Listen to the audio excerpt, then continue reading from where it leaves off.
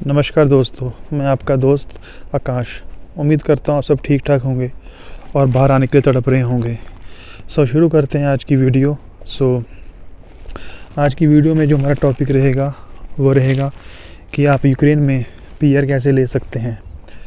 वैसे तो यूक्रेन में पीआर लेने के बहुत सारे तरीके हैं, पर हम उन तरीक़ों की बात करेंगे जो मेनली यहाँ पर लोग यूज़ करते हैं। पहले आप चेक करिए आज का वेदर, कुछ ऐसा हल्की सी बारिश है और ठंड है, बट स्नो पड़ती है और फिर बारिश हो जाती है तो स्नो जो है मेल्ट हो जाती है। अब देखिए यहाँ की बिल्डिंग्स कुछ ऐसी हैं, पुरानी हैं, ज़्यादातर बिल्डिंग्स पुरानी हैं यहाँ पर, और न्यू बिल्डिंग्स जो हैं, जो न्यू कॉलोनीज बनी हैं वहाँ पर न्यू बिल्डिंग्स हैं। बाकी तकरीबन यहाँ की बिल्डिंग्स जो है पुरानी ही हैं।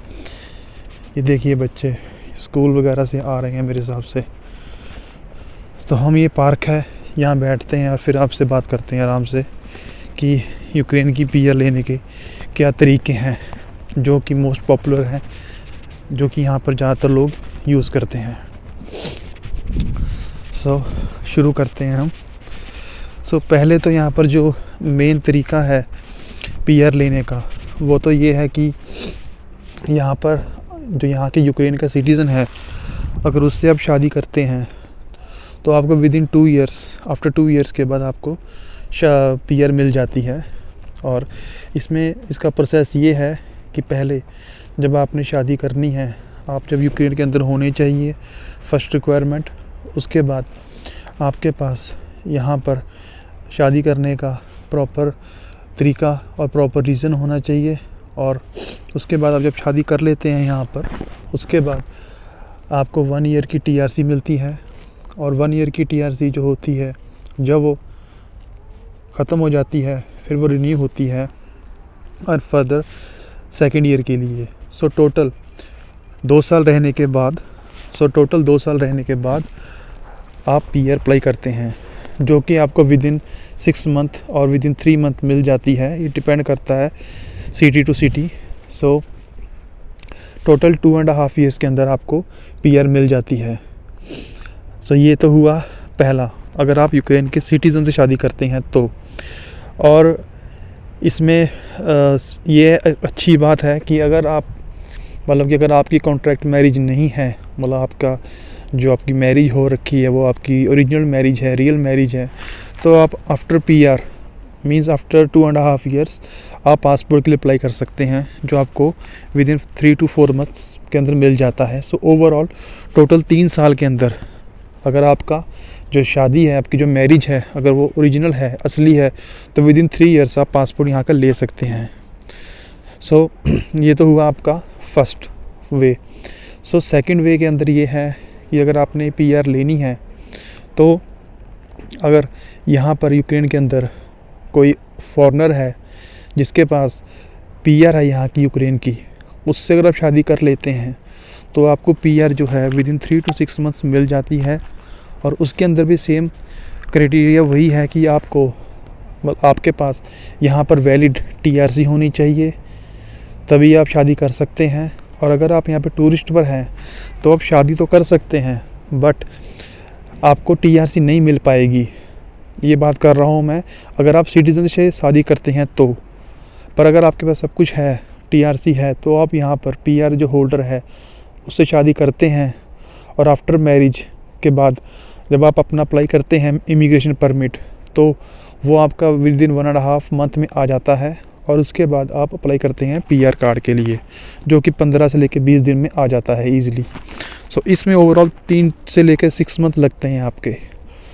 ये सेकंड तरीका है, ये बहुत पॉपुलर है आजकल, पर ये थोड़ा कॉस्टली है क्योंकि इसके अंदर आपको पीआर जो है वो जल्दी मिल जाती है।